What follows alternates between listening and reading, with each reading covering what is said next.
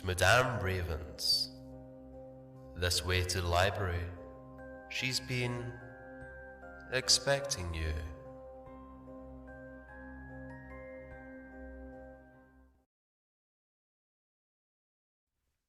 Today, my darlings, we are covering fairy folklore from various places.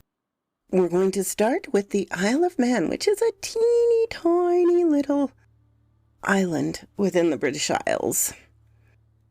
Isle of Man. Mona once hid from those that searched the main, where 1,000 elfin shapes abide. Collins. The Isle of Man, peopled by Celts, and early and frequently visited and colonized by the Northmen, has also its fairies, which differ little from those of the greater islands between which it lies.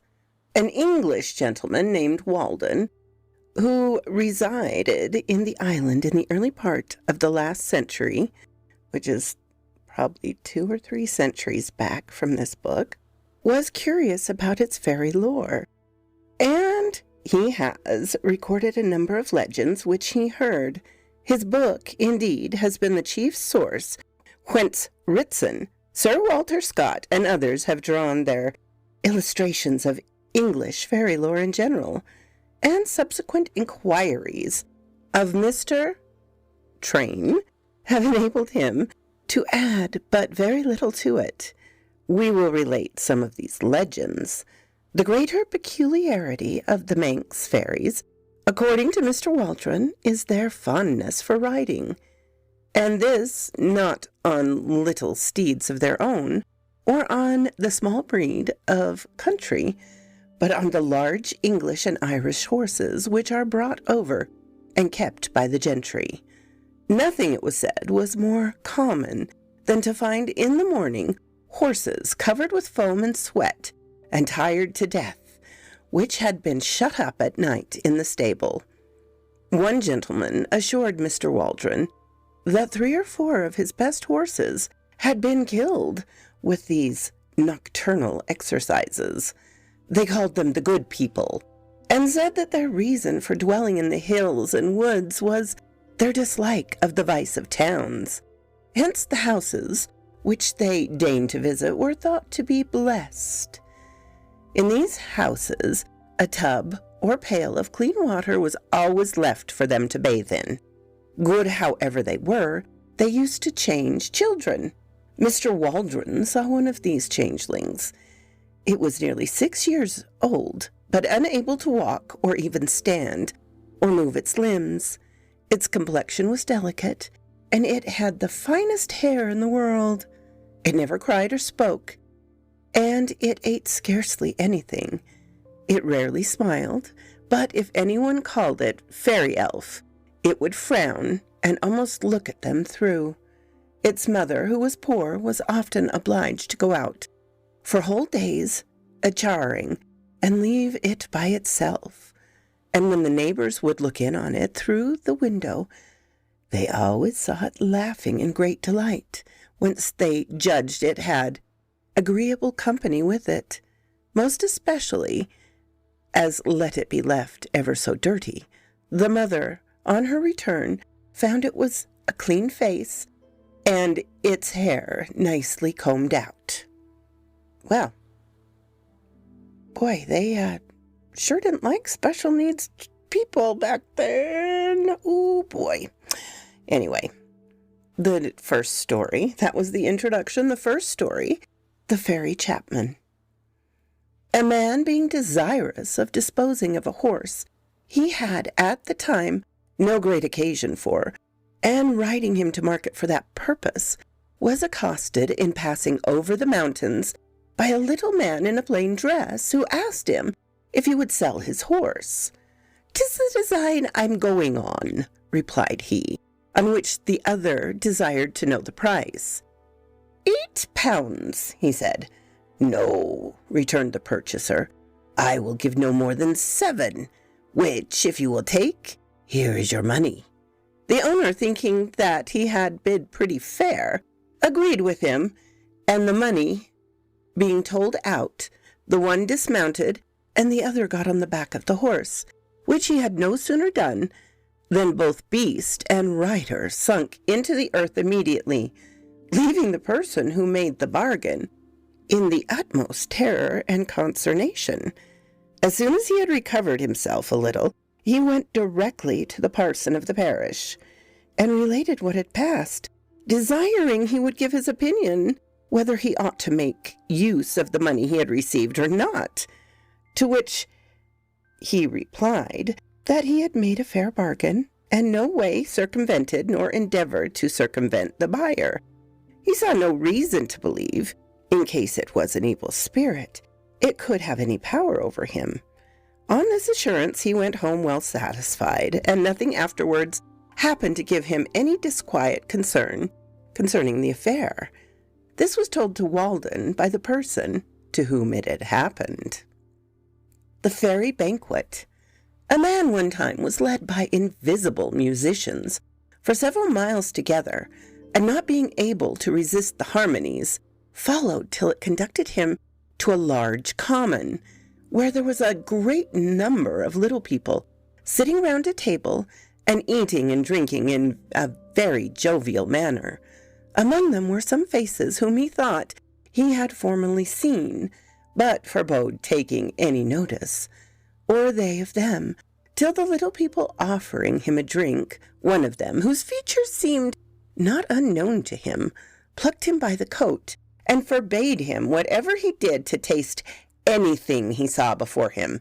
For if you do, he added, you will be as I am, and return no more to your family. The poor man was much affrighted, but resolved to obey the injunction. Accordingly, a large silver cup, filled with some sort of liquor, being put into his hands, he had found the opportunity to throw what it contained to the ground. Soon after, the music ceased. All the company disappeared, leaving the cup in his hand, and he returned home, though much wearied and fatigued. He went the next day and communicated to the minister of the parish all that had happened, and asked his advice on how he should dispose of the cup, to which the parson replied, he could not do better than to devote it to the service of the church. And this very cup, they say, is that which is now used for the consecrated wine in Kirk Merlug. Fairies' christening. A woman related that being great with child and experiencing every moment the good hour, as she lay awake one night in her bed, she saw 7 or 8 little women come into her chamber, one of whom had an infant in her arms. They were followed by a man of the same size with themselves, but in the habit of a minister. One of them went to the pail, and finding no water in it, cried out to the others what they must do to christen the child, on which they replied it should be done in beer. With that, the seeming parson took the child in his arms and performed the ceremony of baptism, dipping his head into a great tub of strong beer, which the women had brewed that day before, to be ready for her laying in. Yeah, gotta have beer during labor, I guess.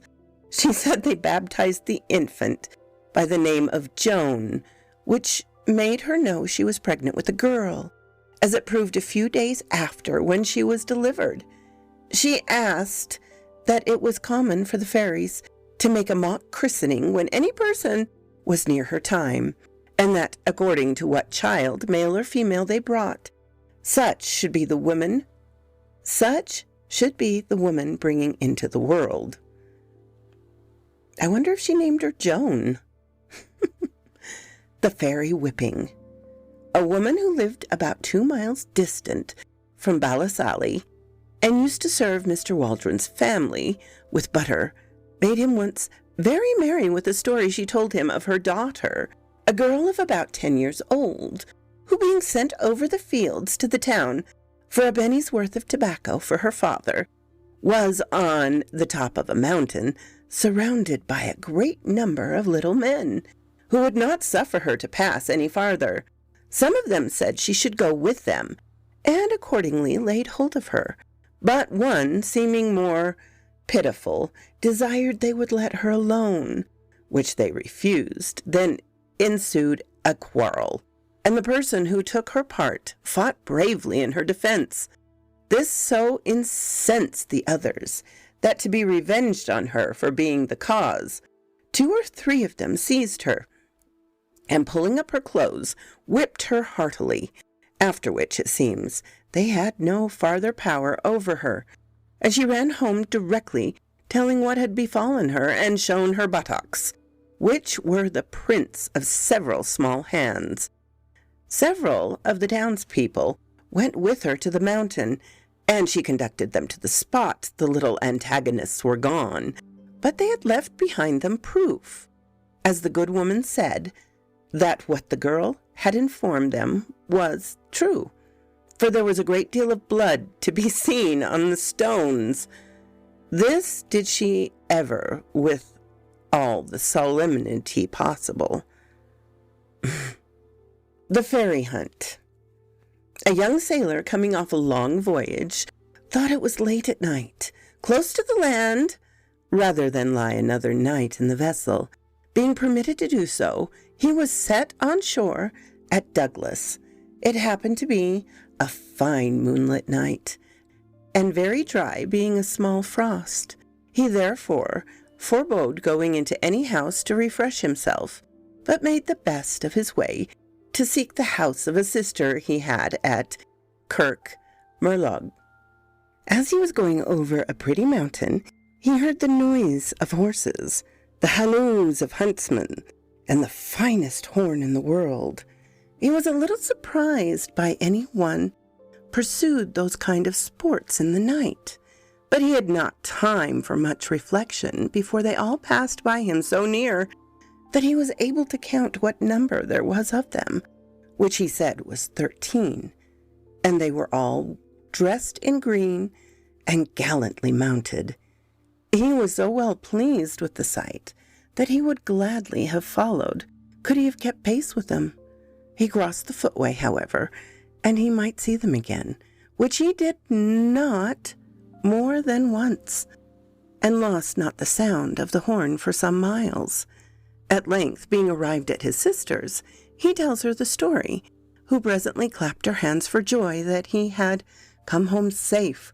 For, she said, those you saw were fairies, and 'tis well they did not take you away with them.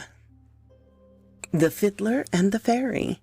The fiddler, having agreed with a person who was a stranger for so much money to play some company he should bring him to all 12 days of Christmas, and receive earnest for it, saw his new master vanish into the earth the moment he had made the bargain. Nothing could be more terrifying than was the poor fiddler. He found he had entered himself into the devil's service, and took on himself as already damned, but having...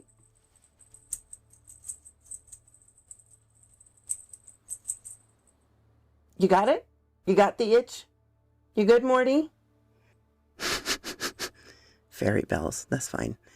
However, as he had taken earnest to go where he should be called, that whatever tune should be called for, to play none but psalms. On the day appointed, the same person appeared with whom he went, but with what inward reluctance it is easy to guess, and punctuality, obeying the minister's direction. The company to whom he played were so angry that they all vanished at once, leaving him at the top of a high hill, and so bruised and hurt, though he was not sensible when or from what hand he received the blows, that he got not home without the utmost difficulty. The Phenoderi. The Phenoderi, or hairy one, is a Manx spirit of the same kind with the brownie or the cobalt. He is said to have been a fairy who was expelled from the fairy society. The cause was, he counted a pretty Manx maid who lived in a bower beneath the blue tree of Glen Alden, and therefore was absent from the fairy court during the Reholies Vor Year Yore, or harvest moon, being engaged dancing in the merry glen of Rushen. He condemned to remain in the Isle of Man till doomsday, in a wild form, covered with long shaggy hair, whence his name. He is very kind and obliged to people, sometimes driving home the sheep or cutting and gathering the hay. If he sees a storm coming on one of these occasions, a farmer, having expressed his displeasure with him for not having cut the grass closely enough to the ground, let him cut it himself the next year, but he went after him, stubbing up the roots so fast that it was with difficulty that the farmer could escape having his legs cut off. For several years no one would venture to mow that meadow. At length a soldier undertook it, and by beginning in the center of the field and cutting round as if on the edge of a circle, keeping one eye on the scythe and looking out for the Phenoderi with the other, he succeeded in cutting the grass in safety. A gentleman, having reached to build a large house on his property at a place called Sholty Will, near the foot of the Snaffield Mountains, caused the stones to be quarried on the beach. There was a large block of white stone, which was very anxious to have, but all the men in the parish could not move it. To their surprise, the Phenoderi, in the course of one night, conveyed all the stones that have been quarried, the great white one included, up to the proposed site, and the white stone is still to be seen. The gentleman, to reward the Phenoderi, caused some clothes to be left for him in one of his usual haunts. When he saw them, he lifted them up one by one, saying in Manx, and I'm not going to read the Manx because I would do it a great service. The English version is, cap for the head, alas, poor head. Coat for the back, alas, poor back. Breeches for the breech, alas, poor breech. If these be all thine, thine cannot be the merry glen of Rushen. And he departed with a melancholy wail, and has never been seen since. The old people say there has not been a merry world since he lost his ground. And I think I'm going to leave it there today. My darlings, I am afraid things are quite busy in my life at the moment. Not least of these is both of my parents are on hospice, so I spend time taking care of them. As such, I won't have a video up on Saturday because I am not going to have time to get it together. But I will have something up probably Tuesday. My apologies for Saturday, and especially to Michael Lockhart on that account. But it is what it is. I'm doing what I can. And I don't like leaving you in the breach. But I don't want to press myself so hard with so much frustration that I come to hate this, because it's something very important to me.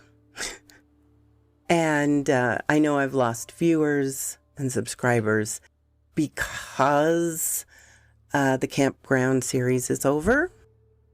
And that is what it is as well. I'm not giving up. And, you know, I'll do my best to make this channel shine again. I hope you all have a wonderful rest of your week. Bye-bye, my darlings.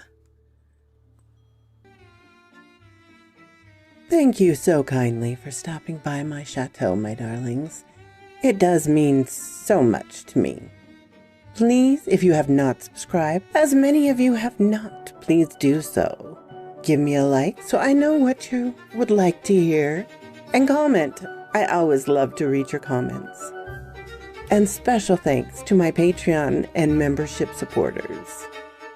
Ciao, darlings.